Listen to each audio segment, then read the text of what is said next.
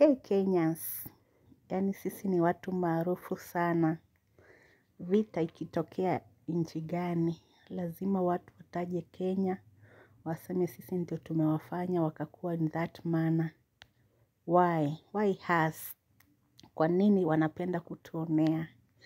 Lakini si brain the way they are talking about us. You know, kama tunaonekana, we might be the role model to others. But you Samia, you have to do something about your country. Unaona vile wanapolalamika, what you are doing for them. Wamechoka, economy kila kitu. Unafaa uangalie kilio cha wananchi wako.